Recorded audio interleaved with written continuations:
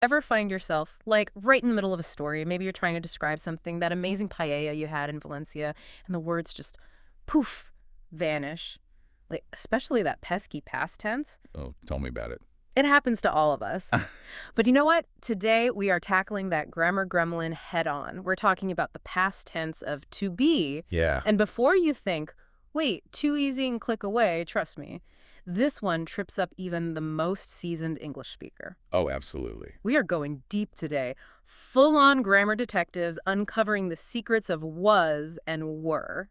Think of it like the foundation of a house, you know. Seems simple enough, but if you mess it up, the whole thing crumbles. Oh, Well, luckily, we've got blueprints, right? Ooh, I like that. Our friends at the British Council, the grammar gurus, they've given us some seriously good stuff to work with. Oh, they're like, hold on, they're like the MI6 of English, except their gadgets are probably just like really organized dictionaries. Right. So they gave us this chart. It breaks down was and were in all their forms. Affirmative, negative, you name it. The whole shebang. The whole shebang. It's like a grammar spy kit. Okay, so let's say you're out on the town, right? Mm-hmm. And you want to tell everyone about it. You could say, I was at that amazing jazz club you recommended. Oh, classy. See, that's affirmative.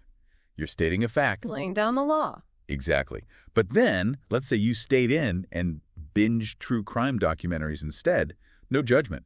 You could say, I wasn't at that jazz club. It happens. That's negative. Cute. Getting the job done. And you know, we can't forget about questions. What would grammar be without a little mystery? Right. Was I dreaming that incredible flamenco performance? Ooh. Or, okay, maybe a little less dramatic, where were you last night? You know, the possibilities are endless. And here's what's cool about to be in the past tense. It's a total rebel. It doesn't need any help from those auxiliary verbs, Sure. like did or didn't. It's like to be was just like, nope, I got this. That's true. It's like it just shows up and does its thing. It's so efficient. And you know what? This actually reminds me of Spanish verbs a little. You're in Spain, so you know what I mean. You don't always need those helping verbs in the past tense either, right? That's a really interesting connection. It's like a little secret handshake between languages. They might seem different on the surface, but there are these hidden patterns. Mind blown. Okay, now I'm seeing connections everywhere. Yeah. But let's get back to was and were. The British Council, our grammar gurus, they mentioned this whole linking verb thing, and I'll be honest, it sounded a bit intimidating at first.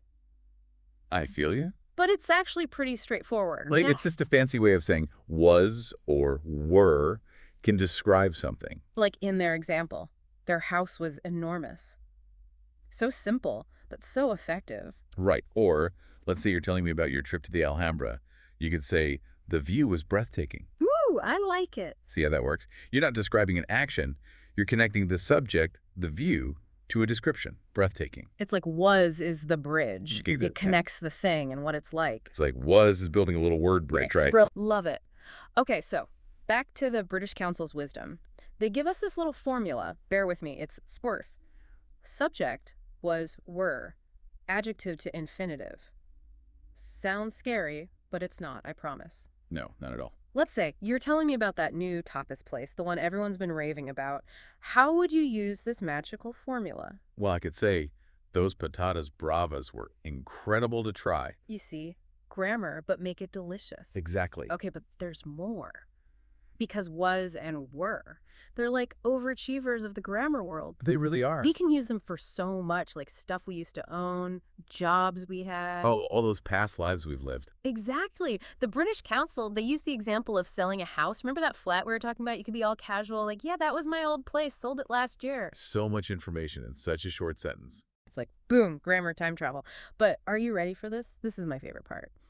The there was were construction. Oh, that one's a classic. It trips people up. It does. But the source, they break it down so clearly. It's great. It's true. Terms can be a little, you know. A little dry. Yeah. So picture this.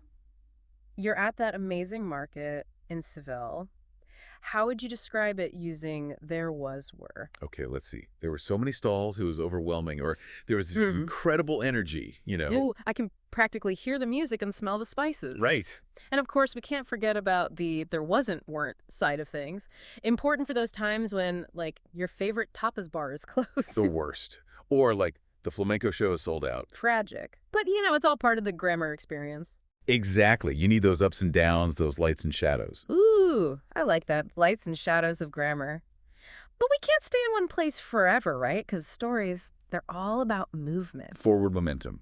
Which brings us to the past continuous tense. Ah, yes. This is where was and were, they team up with another verb to create that sense of action unfolding. Like a movie. Yes. Instead of just saying, I drank coffee in that cute plaza, you could say, I was sipping my cafe con leche watching the world go by. Ooh, I like it. It's so much more descriptive. Right. You're not just telling the story. You're practically living it. And that's what the source emphasizes, right? Yeah. It's not enough to just recognize these tenses. We have to actually use them. That's the tricky part.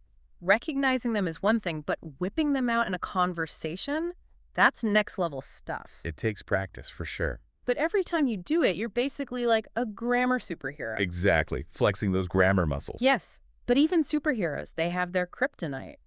What's our grammar kryptonite? Those little quirks of English, like for example, using was or were to talk about the weather. I mean, it makes sense, but it always throws me off a little. It's true. It can feel a little counterintuitive at first. But once you get the hang of it, it's so easy. Yesterday was a scorcher. Right. Or last week was surprisingly mild. See? You sound like a natural. And speaking of natural, did you notice how the British Council article mentioned using songs to learn grammar? You know, I'm thinking maybe we should dedicate a whole deep dive to that. Oh, absolutely. Right. English learning, but set to music. I mean, Stay tuned for that, folks. But, okay, before we wander too far off topic, gotta address the elephant in the room.